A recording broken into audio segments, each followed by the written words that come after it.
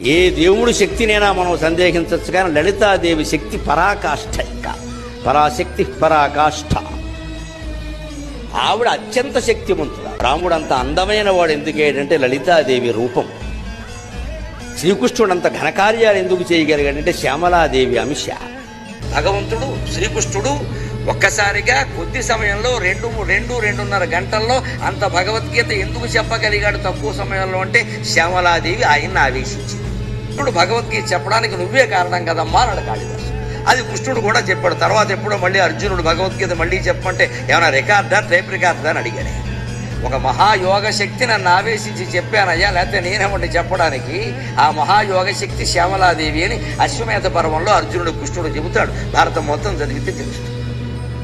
మహాయోగ శక్తులు ఆ శ్యామలే కృష్ణుడి యొక్క అంశకి మూలం. ఆ లలితాదేవి రాముని యొక్క అవతారం.